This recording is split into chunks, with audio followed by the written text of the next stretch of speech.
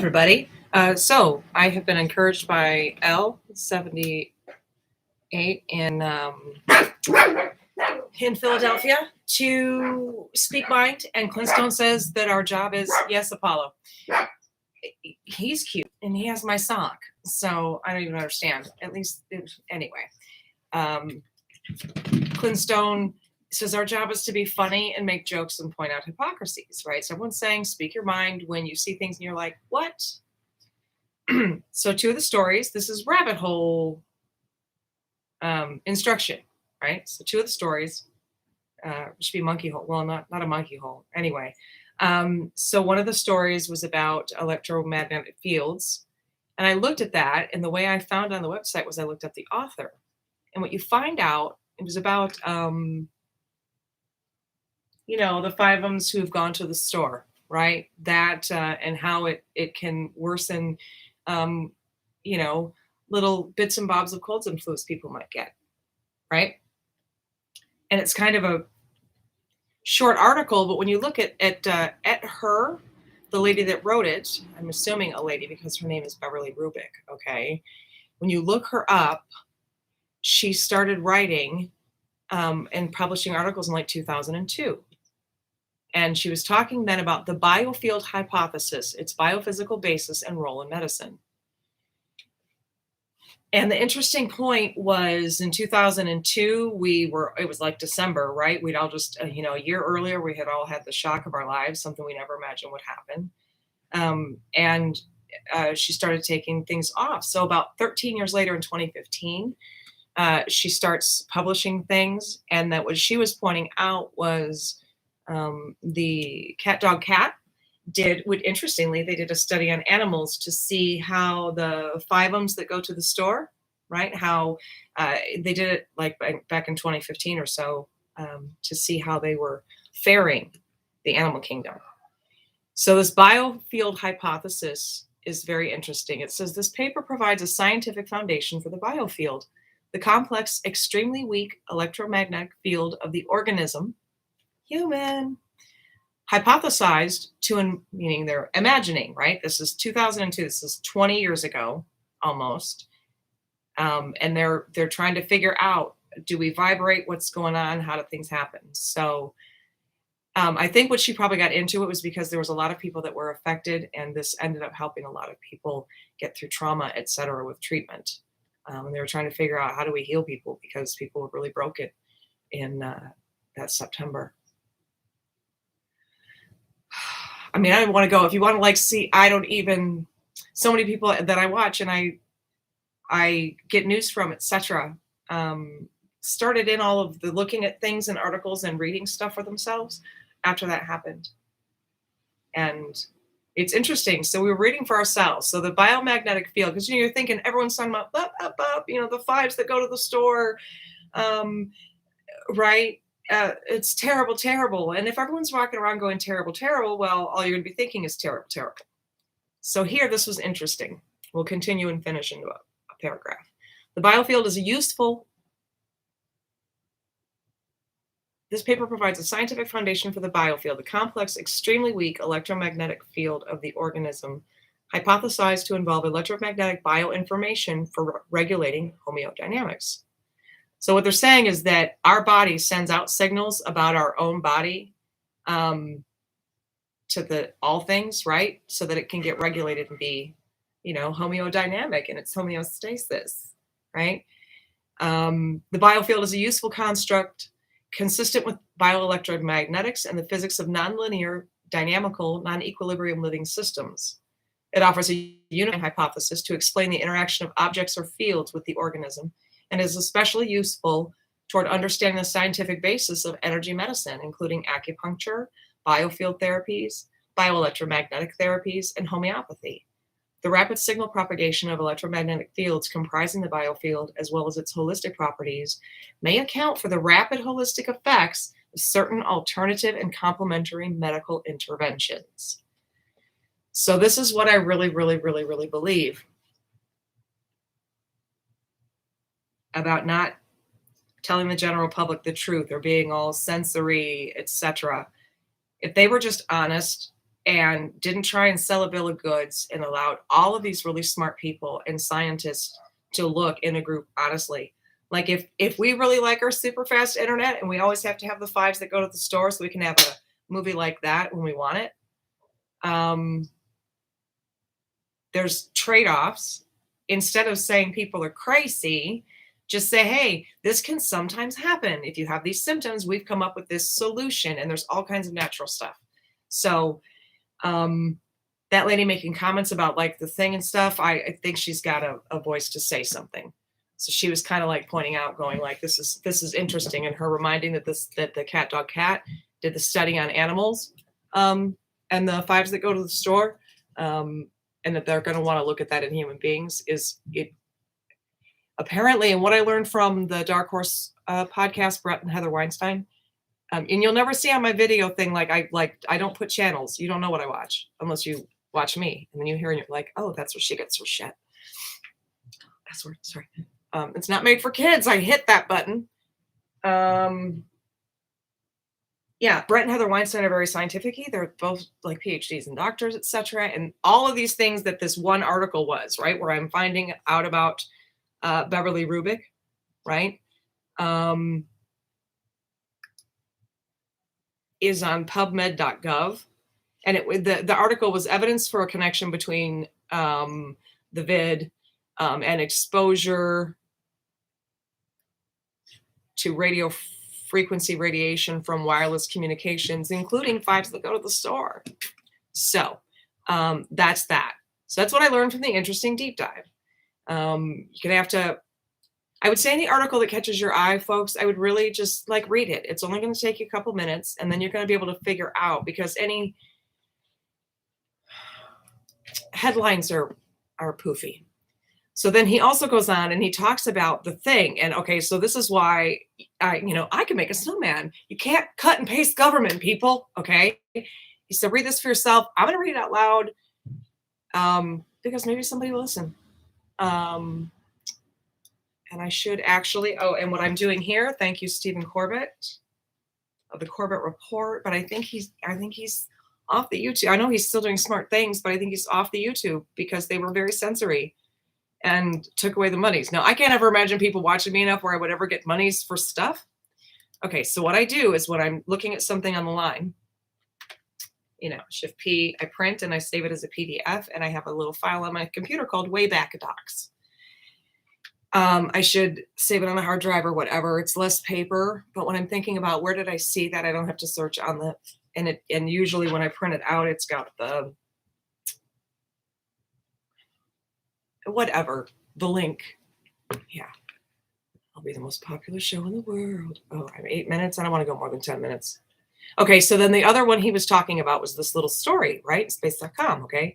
So Elizabeth Howell, a recent bill meant to facilitate NASA raising money by leasing out underused facilities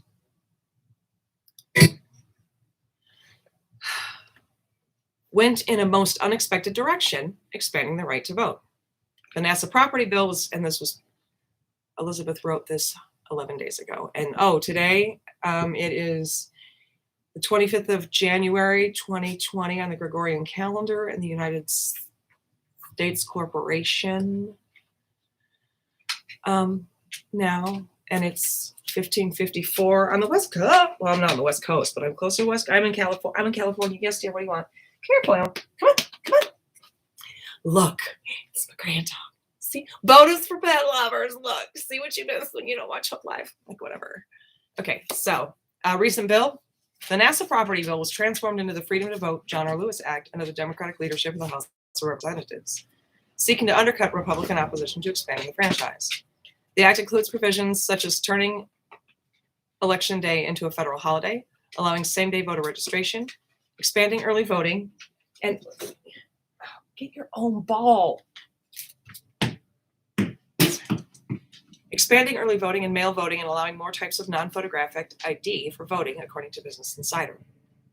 Now, the House passed the bill on Thursday, January 13th, by 220 to 203 vote, with each representative voting along party lines, according to Space News. But in the meantime, hello.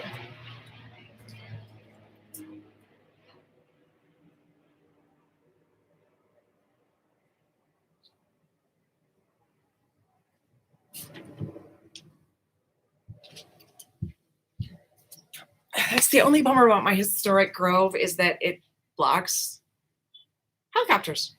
Didn't get to see what color it was. Anyway, okay. But in the meantime, NASA is still without the ability to enter specific types of leases to generate revenue. NASA's authority to do so lapsed on December 31st, which means the agency cannot establish new agreements with companies, government agencies, or educational institutions to lease unused space. Representative Frank Lucas from Oklahoma, ranking member of the House Science, Space, and Technology Committee that oversees NASA activities, said he was unhappy with moving the bill from its original focus to allow the agency to enter enhanced use leases. Good policy, quote, okay, good policy doesn't require secrecy and schemes. This is no way to govern, unquote. Lucas said this in an email statement to constituents, claiming that the House had only 12 hours to vote on the matter after 735 pages were tacked on the bill. What's more, quote, what's more, he said, okay, what's more? Okay, so Lucas, the Oklahoma guy, the Republican who's heads the committee that's in charge to oversee NASA activities, okay? He says, quote, what's more, by stripping this NASA bill and replacing it with an attempt to impose federal control of elections, they have killed our only vehicle to extend NASA's authority to lease out underutilized property and save taxpayer money, unquote. I like to save money. Oh, here's the thing. Watch Russell Brand. He's got great ideas. The Democratic representative who initially introduced the NASA leasing bill in October, however, praised the move as a way of offering expanding voting access. In a statement released before the bill was passed, Representative Don Bayer, this is a Democrat from Virginia. I wonder if he has anything to do with that committee. See, that's another rabbit hole. See, now I see what it's saying. Like if you look up, like, okay, so Don Bayer, do you even have anything to do with NASA oversight? Okay, said the bill would be a counter to attacks on Americans' ability to exercise their right to vote. Though I did not expect this outcome when I first introduced the NASA Enhanced Use Leasing Extension Act, he added, if my legislation will help overcome the filibuster, the Senate can finally have the long overdue debate on voting rights this country deserves. How about a new system? Because no matter what you vote, you get the same shit. You get the same things. You get the same things. They're trying to sell you a bill of goods and it's just the same bill and it's the same goods. And I don't know about you, but I think that things can be a lot better because, 80% of us Americans, we just want to have a life and not work to pieces and have some freedom. All of them. All the freedoms. The bill, also known as H.R. 5746, had quite the journey to legislation. Started out as a NASA lease, okay? After its introduction in October, the House voted to allow NASA once again to enter leases for the next 10 years on December 8th, allowing the bill to go to the Senate. Okay, because their little opportunity to lease ran out. NASA couldn't lease their property anymore as of December 8th. They didn't have that right anymore, so they had to kick everybody out and it's empty.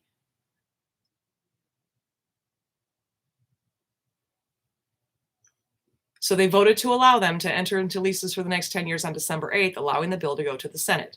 Okay. So, our Congress, okay, so finally Hope has understanding of all the things she was supposed to learn in school. Okay. The House, that's all your congressmen, right? The ones we vote every 2 years. They usually live in your town, whatever. Okay. So all the congressmen voted to allow NASA once again to enter leases for the next 10 years. So yeah, do it for 10 years. You can do that. And they voted on December 8th. So now it goes off to the Senate, all these senators. It's the same senators that are no, but where congressmen are getting all of their monies and all their interior town doodle-doos. All their stories and holes you can go down and look it up in your own city, where money is spent and mayors, etc. It's all topsy-turvy. Okay. The Senate modified the bill to allow only a 3-month extension for NASA instead of 10 years, but passed it unanimously. But once the House received the bill under normal procedures, a new thing happened, according to Space News. So they pass it back and forth. The Democratic leadership of the House, in an unusual move, then took the Senate amended bill and stripped out the NASA provisions, replacing it with the text of 2 voting rights bills, Space News stated. They did so because H.R. 5746 had already passed the House and Senate, the report added, so the amended version could go directly to the Senate floor without the threat of a filibuster from Senate Republicans who oppose the voting rights legislation. As for NASA's leasing, that's still up in the air. But a spokesperson for Bayer told Space News that he hopes to address that issue in future legislation. And Bayer is the slippery, slidey guy.